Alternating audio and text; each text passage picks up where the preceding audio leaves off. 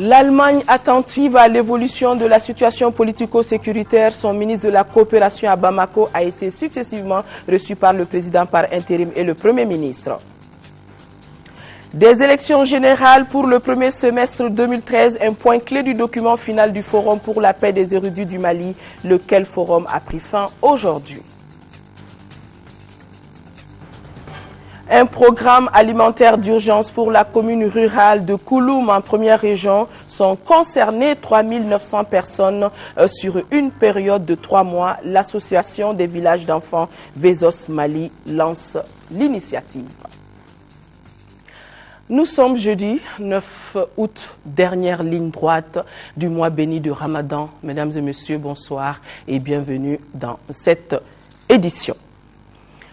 En ouverture de ce journal, ce communiqué du gouvernement, les extrémistes qui occupent le septentrion malien en coupant la main à un habitant d'Ansongo ajoutent un nouvel acte ignoble à leur longue liste d'exactions et de vexations contre les populations.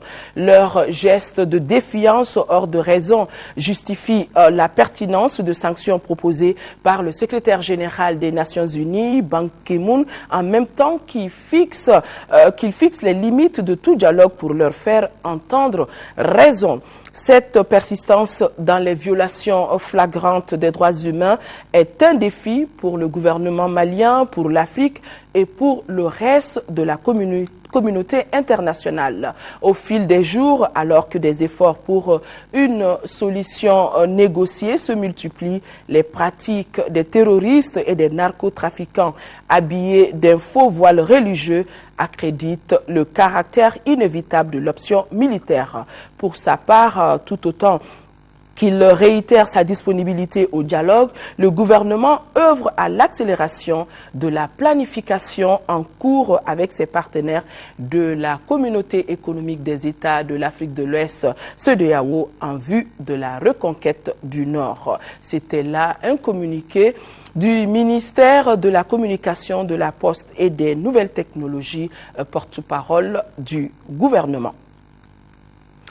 La République fédérale d'Allemagne attend toujours la résolution définitive de la crise institutionnelle pour reprendre sa coopération avec le Mali. C'est son ministre de la coopération économique et du développement qui l'a annoncé. Arrivé à Bamako aujourd'hui même, le ministre a été reçu en audience cet après-midi, respectivement par le président de la République par intérim et le Premier ministre Cheikh Modibo Diarra. Les échanges avec les autorités maliennes ont essentiellement porté sur la crise institutionnelle et sécuritaire. Ibrahima Traoré, compte rendu.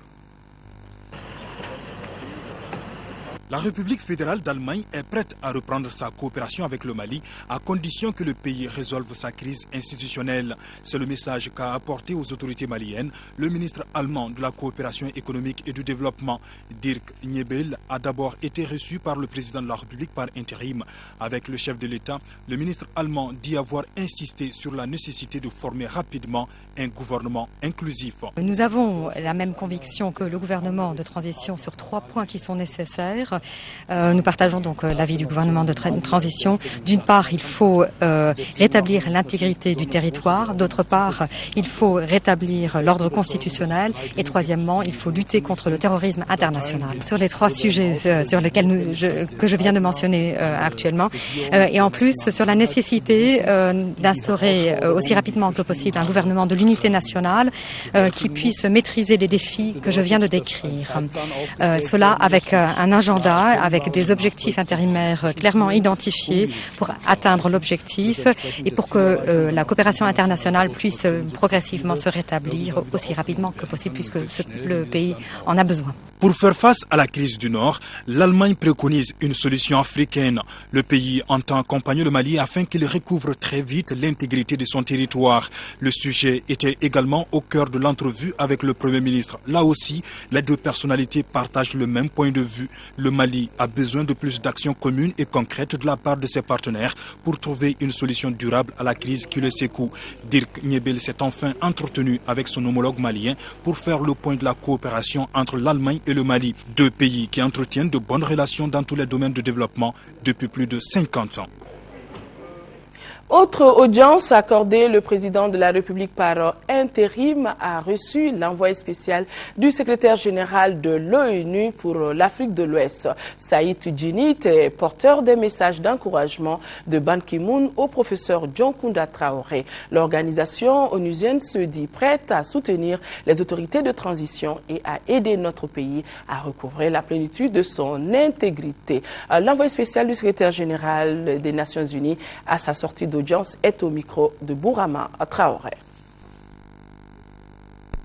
Je suis venu rencontrer le président de la République à la demande du secrétaire général de l'ONU pour lui porter le message du secrétaire général, un message d'encouragement au président de la République dans les efforts qu'il entreprend actuellement visant à faire face aux différents défis qui confrontent le pays et notamment suite au discours important qu'il a prononcé à l'arrivée de sa convalescence à Paris et pour l'encourager dans tout ce qu'il fera pour mettre en place les institutions telles qu'il les a envisagées. Je suis venu réitérer la pleine disposition des Nations Unies à accompagner le Mali, à accompagner la CEDEAO et les pays de la région dans leur soutien au Mali pour que le Mali retrouve rapidement la plénitude de sa souveraineté territoriale et aussi redevienne la démocratie qui a fait la fierté des Maliens à juste titre et des Africains et au-delà.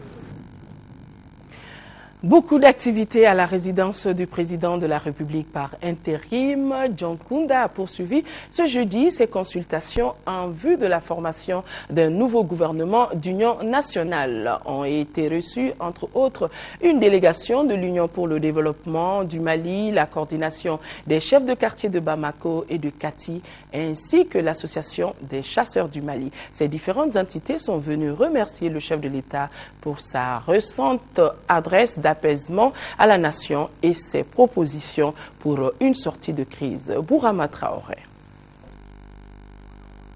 Le président de la République par intérim poursuit ses consultations.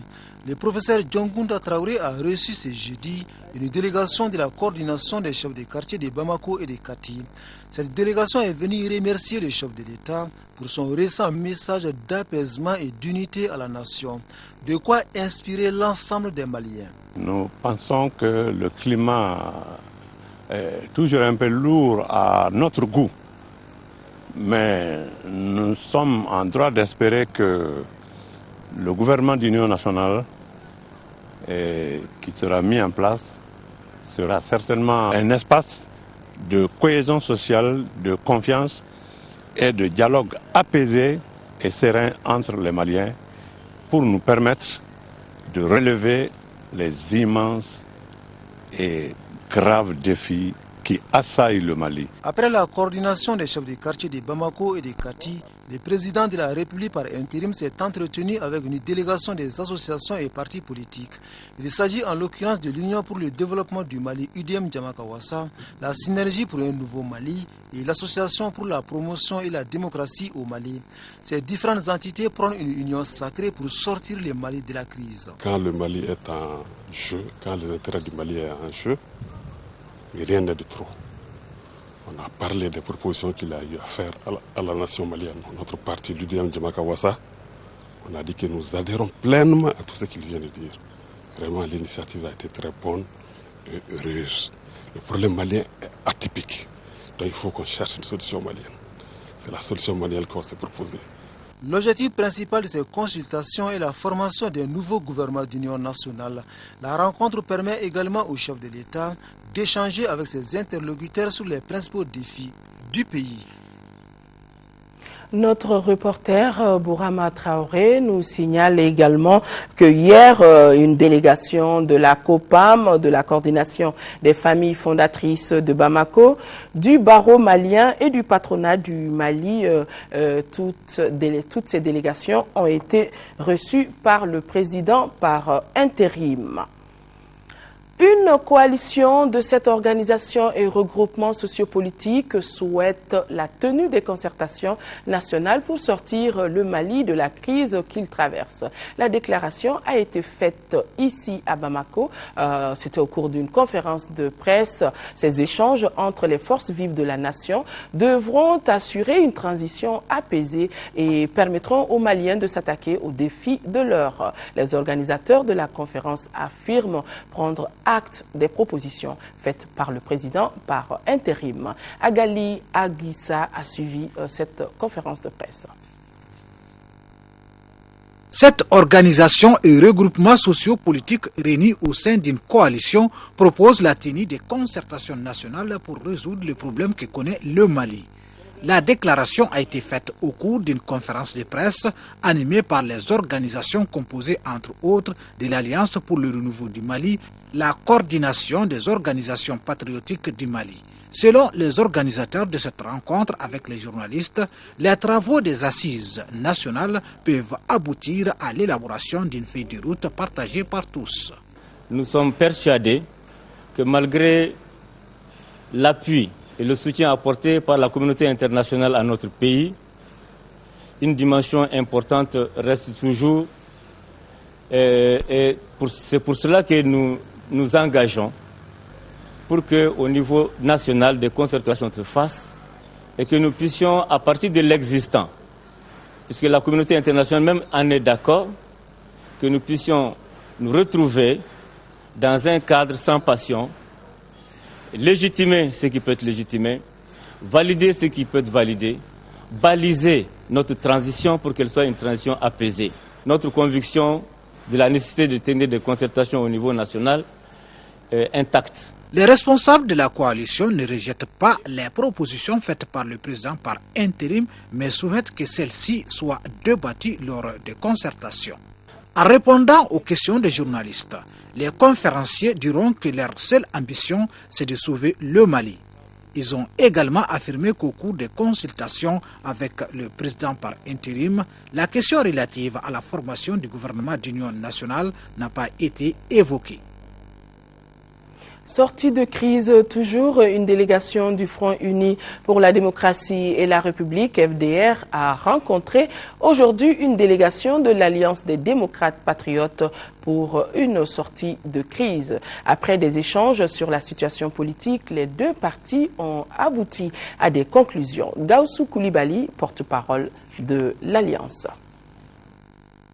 L'ADPS et le FDR se sont réjouis de l'initiative du président de la République d'engager une large consultation des forces vives suite à son adresse à la nation du 29 juillet 2012. Ces consultations ont permis de apaiser le climat politique et social, relancer le processus de réflexion pour une sortie de crise durable, impliquer tous les acteurs sociaux et politiques de notre pays. Le FDR et l'ADPS félicitent le président de la République et l'encourage à boucler rapidement le processus en cours pour la mise en place d'un gouvernement inclusif d'union nationale tel que prévu par l'accord cadre du 6 avril 2012 et le communiqué final du groupe de contact des chefs d'État de la CEDEAO lors du sommet tenu à Ouagadougou le 7 juillet 2012. L'ADPS et le FDR, solidaires de toute démarche inclusive et participative, invitent tous les acteurs politiques et les forces vives de notre pays à se départir de toute action de nature à entraver le processus enclenché. Ils invitent toutes les forces vives et les acteurs politiques à plus de retenue en ce mois béni de Ramadan, mois de paix, de pardon, de communion, de solidarité, d'union et de partage. Le FDR et l'ADPS en appellent encore une fois à la clairvoyance et à la sérénité de l'ensemble des forces vives de la nation, aux Maliens de l'extérieur, à la communauté régionale et internationale pour appuyer, enrichir et accompagner les propositions de sortie de crise de Monsieur le Président de la République. Ils exhortent les plus hautes autorités à tenir compte des innombrables souffrances quotidiennes des populations du Nord et les invitent à prendre toutes les dispositions pour la libération totale et définitive des zones sous occupation. Solidarité du gouvernement à l'endroit des déplacés des régions du nord du Mali. Des membres du gouvernement, ils sont au nombre de 4, ils poursuivent leur séjour au Niger. Ils se sont rendus dans le camp de Tabaré-Baré à Tillabéri. 7500 réfugiés maliens recensés ont décrit leurs conditions de vie. Souleymane Kenza Sidibé et Abdul Salam Bambara, nos envoyés spéciaux. Au camp, on nous dit que les cours devraient reprendre. Il y a 5 classes, mais on attend toujours. Ainsi s'exprimait hier Abdoulaye Latif Tamachek, enfant parmi tant d'autres, qui vivent au camp de Tabaré-Baré avec leurs parents. Plus de 7500 réfugiés. Abdoulaye Latif se plaint également du manque de centres de loisirs et d'espace de jeux pour les enfants dans le camp de Tabaré-Baré, camp situé dans la région de Tillabéri au Niger et à 150 km de Niamey, la capitale. À l'instar des enfants, les femmes et les enfants du dit camp disent vouloir entreprendre également des activités génératrices de revenus, mais quand, comment et avec l'accompagnement de qui se lamentent-ils. Dans le camp de Tabaré-Baré, les réfugiés semblent être dans des conditions acceptables. Les rations alimentaires du jour sont assurées, les soins de santé également et les conditions d'hébergement sont passables. Seulement, les tentes du HCR comme abri ne semblent pas être adaptées. Aujourd'hui, les responsables du camp veulent installer des tentes Touareg plus solides et résistantes aux intempéries. Mais la grosse difficulté ici demeure les procédures d'enregistrement pour l'installation de nouveaux arrivants et Dieu seul sait qu'il en arrive tous les jours, plus de 500 personnes par mois. Nos compatriotes vivant ici souhaitent ardemment le retour au calme à Bamako. Et à ce niveau, ils guettent toujours la moindre information pouvant venir de Bamako pour les rassurer. À leur dire, une fois le calme à Bamako, le problème du nord du Mali se gère facilement.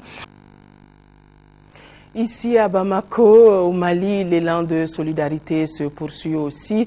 Islamic Relief remet 1000 kits de vivres aux populations déplacées du Nord. La cérémonie s'est déroulée au siège du collectif des ressortissants du Nord, Coren, en présence de notre reporter Alouseni Touré.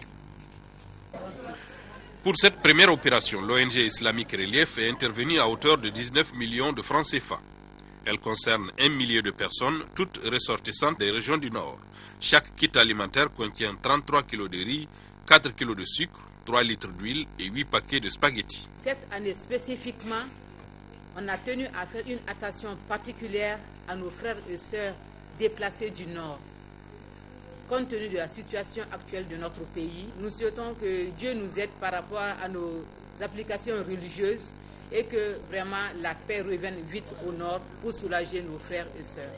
La collaboration du Coren a été des plus efficaces, notamment dans l'identification et le regroupement des bénéficiaires. Nos frères sont venus au secours de leurs frères, parce que nous considérons que le Mali est un et indivisible et restera toujours, Inch'Allah, un et indivisible. C'est le vœu et c'est le souhait de tous les Maliens aujourd'hui.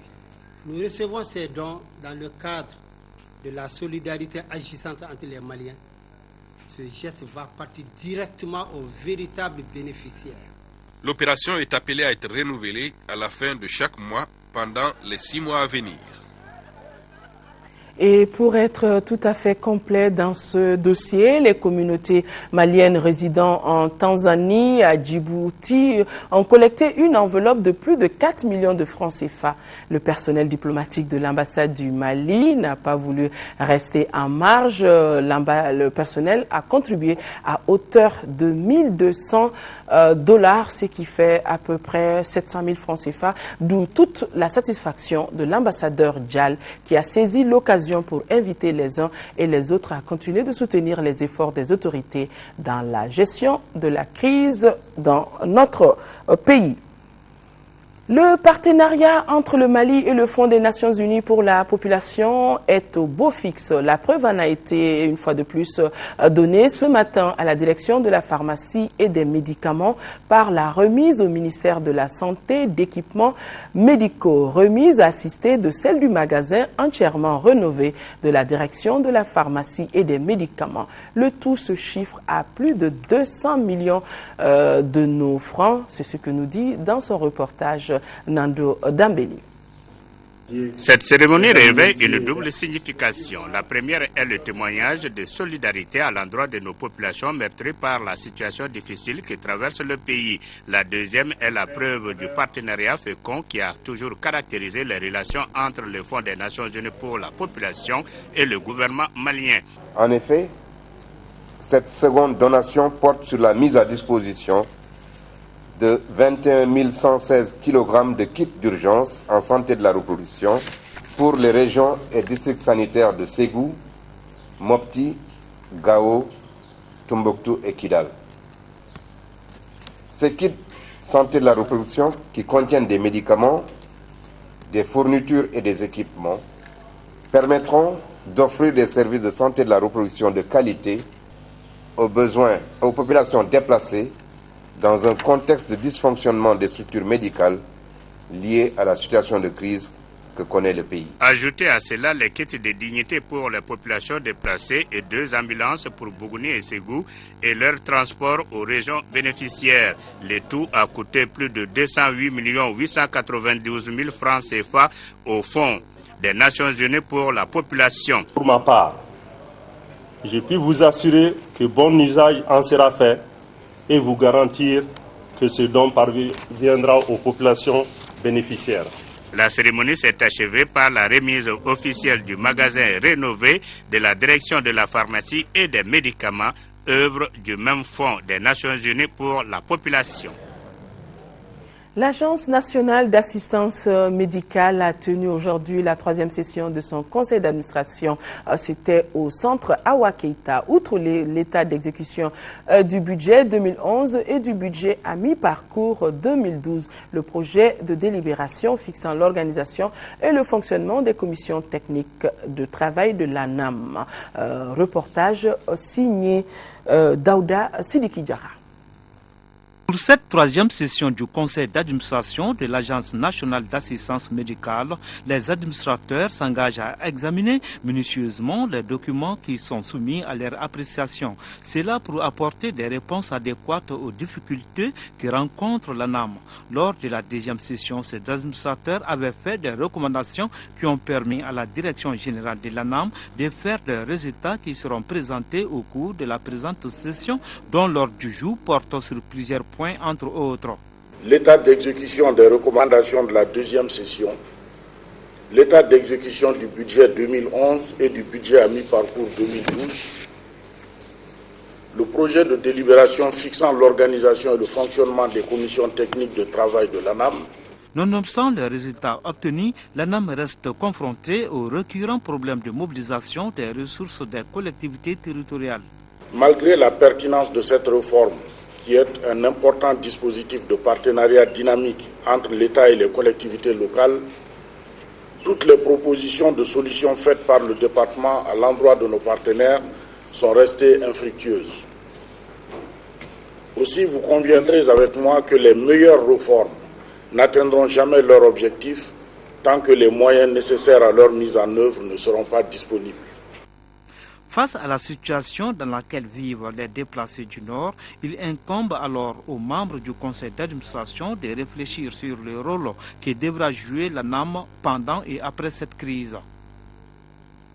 Les leaders religieux préconisent l'organisation d'élections générales pour le premier semestre 2013. Au terme du forum dénommé Dialogue national inclusif pour la paix au Mali, les érudits ont procédé à l'élaboration d'une feuille de route.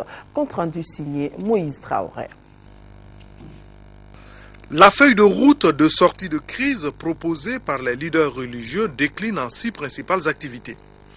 Le premier point est l'organisation de la concertation avec un accent à mettre sur la communication. Le deuxième point fait référence à la négociation pour arriver à un consensus. L'éventualité d'une intervention militaire n'est pas exclue. C'est pour cela qu'il convient de réorganiser, motiver et équiper l'armée nationale. Nous parcourons tout simplement une situation qui arrive à toutes les grandes nations. Donc il faut qu'on croie en nous-mêmes, que nous qu'on s'arme encore moralement pour pouvoir affronter ces défis. C'est des défis, c'est réel, mais c'est les défis qu'il faut relever. C'est ça, être aussi un homme. Dans tous les cas, les leaders religieux préconisent la sécurisation des populations de l'étendue du territoire national.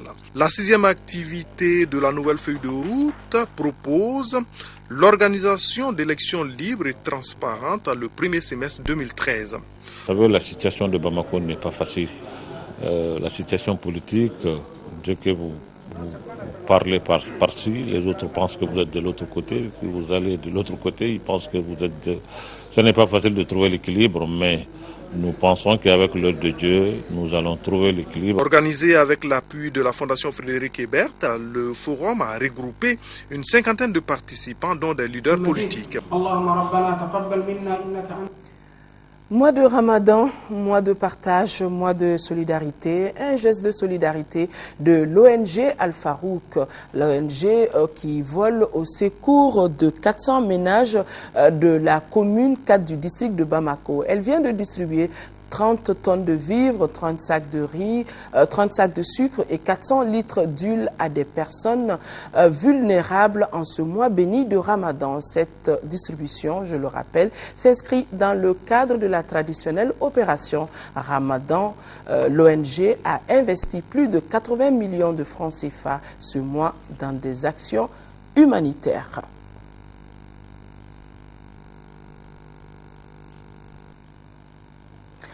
Lancement ce jeudi dans la commune rurale de Kouloum du programme alimentaire d'urgence Kouloum. C'est en première région. C'est 3900 bénéficiaires qui seront concernés durant 3 mois par cette aide alimentaire initiée par l'association malienne des villages d'enfants SOS pour un coût de 147 millions de francs CFA. Correspondance depuis Caille de Idrissa Ngoulou Sissoko. Suite à la crise alimentaire qu'a connue notre pays, que l'association malienne des villages d'enfants SOS a initié ce programme d'aide alimentaire d'urgence. Cette aide alimentaire permettra à 3900 personnes de passer la période de soudure. Ces familles recevront 3 dotations début août, fin août et fin septembre. À Kouloum, ici, ce sont 3000 adultes et 900 enfants de moins de 5 ans. Pour une dotation globale échelonnée sur 3 distributions de 122 tonnes de mil, 12 tonnes de haricots, 4767 litres d'huile végétale et 4700 kilos de lait en poudre. Le gouverneur de la région a invité les autorités communales à s'impliquer pour la réussite de l'opération. En plus de l'apport alimentaire, une attention particulière sera accordée à la prévention et à la prise en charge de la malnutrition chez les enfants de 6 à 59 mois, les femmes enceintes et celles allaitantes pendant 6 mois. Le maire de la commune rurale de Kouloum, Assamadi Diallo, a assuré que les dons arriveront aux destinataires. Il faut noter que 37 enfants de 0 à 3 ans sont confiés à 9 mères et 6 tantes SOS dans des maisons familiales à Caille, en attendant la construction de leur village dans les mois prochains. Ici à Bamako, les membres de l'association Djama Déon étaient face à la presse à la Maison de la Presse. Objectif, présenter aux hommes de médias le bilan des actions engagées par l'association dans le cadre de la mise en valeur de l'éducation citoyenne. Compte rendu signé Djemba Moussa Konaté. En cette période difficile de notre histoire, la faiblesse constatée au sein de certaines institutions, le sentiment d'humiliation des Maliens en général dans la lutte contre les groupes armés dans le septentrion sont entre autres préoccupations de l'association Djamana Déon. C'est pourquoi les membres de cette association apolitique ont organisé cette conférence de presse. Les événements actuels ont montré comment l'éducation citoyenne dans notre pays est aussi faible, comment aussi nos institutions sont faibles, comment aussi, c'est-à-dire certaines de nos valeurs de base qui ont toujours fait vraiment le Mali ce qu'il est, comme c'est-à-dire on dit les Mayas, les Horognans et les Dambé ont été perdus durant ces années. Il est temps maintenant que ces différentes valeurs, on essaie de s'approprier, de les diffuser. Rendre l'éducation citoyenne disponible et proposer la refondation de nos institutions sont entre autres actions engagées par Djamana Déon. Dans les 6 prochains mois, nous allons nous organiser en tant que plateforme, nous ouvrons un espace pour pouvoir travailler sur la question de l'éducation citoyenne. Développer un certain nombre de thématiques qui sont adressées aux questions de fond que le pays rencontre et travailler localement avec les acteurs pour pouvoir trouver nous-mêmes les solutions à nos problèmes. À la question des journalistes de savoir si Djamana Déon dispose des moyens de sa politique, le président de l'association dira que l'atteinte des objectifs de sa formation est une lutte de longue haleine, car, dit-il, tout passe par la formation des citoyens engagés pour la cause nationale. Fallait plutôt lire Djamana Déon au lieu de Djama Déon. Djamana Déon sensibilise également les élus locaux sur les modes de désignation des gouvernants et la prise de décision.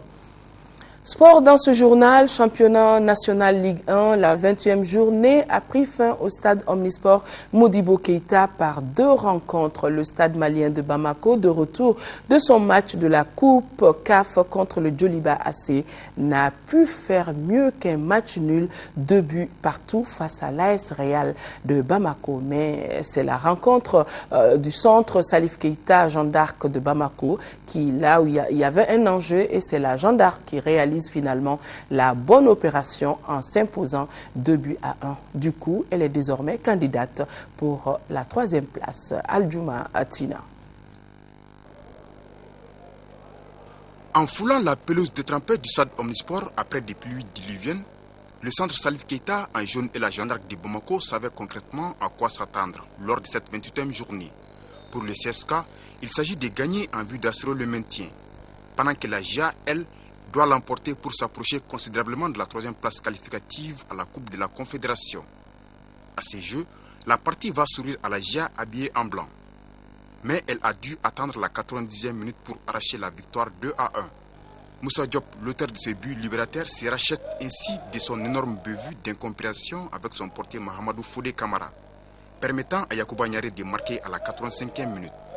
Les boys du CSK en infériorité numérique, après l'exclusion de Mahamadou Touré, venaient donc de réussir l'égalisation. C'est là après l'ouverture du score de la GIA à la 48e minute sur pénalty par Boukadari Fomba. Finalement victorieuse de justesse 2 à 1, la GIA est ainsi revenue de loin. Avec 46 points désormais, la Jeanne d'Arc de Bamako n'est plus qu'à une unité de la 3e place, détenue par le 7 Goulonfla. Le CSK 28 points doit encore patienter afin de valider son maintien. Pas de suspense en revanche dans la rencontre Stade malien de Bamako à AS Real. Ayant déjà connu leur sort, Sadis et Realis jouaient tout de même pour le prestige. Comme tout au long du championnat, les Blancs de Bamako pouvaient une fois de plus compter sur leur avant-centre, Soumana Sissé à la 29e minute. Marque et conforte son rang de meilleur buteur avec 19 réalisations. Les Scorpions s'y réorganisent et se lancent à l'assaut des buts du Stade malien. C'est ainsi qu'à la 45e minute, Nico Dao, servi en profondeur par Yacouba Diakité, arrive à tromper la vigilance de l'international Soumaïla Diakité. De retour de la pause après cette parité, le Stade malien de Bamako va longtemps douter avant l'entrée de Bakary Koulibaly. Celui-ci ne mettra pas du temps à renouer avec ses sensations offensives à la 79e minute. Mais l'AS Real n'avait pas encore désarmé. Dans les derniers instants, elle va rétablir la parité sur penalty grâce à Mamadou Traoré. Finalement, les deux formations s'accommodent de ce score. Avec respectivement 60 et 36 points, Sadis et Scorpion ne jouent désormais que pour simple formalité. Avant de refermer ce journal, le nouvel acte ignoble posé par les extrémistes hier en coupant la main d'un habitant d'Ansongo fait réagir la plateforme ADPS FDR qui condamne fermement ces actes et exhorte le gouvernement à prendre les dispositions urgentes et nécessaires pour rechercher et punir les auteurs de ces crimes. La transition est justement trouvé pour vous parler de l'entretien, l'invité de la semaine, les droits de l'homme au Mali. Le sujet est abordé par l'interview de la semaine. Selon les rapports des organisations internationales de défense des droits de l'homme, le pays connaît la plus grande crise de son histoire en la matière. Le président sur le sujet, Yaya Konaté, reçoit ce soir Maître Mokhtar Mariko, président de l'association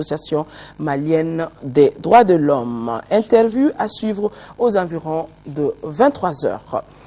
Ce journal s'achève. Demain, 10h, Aïssata Ibrahim Meiga, 13h, Sira Bachili. Et quant à moi, je me ferai le plaisir d'être là, Inch'Allah, à 18h et 20h45. D'ici là, soyons de cœur avec nos compatriotes des régions du Nord vivant sous occupation. Nous ne les oublions pas, surtout dans nos actions et prières en ce mois béni de Ramadan. Excellente nuit à tous. Au revoir.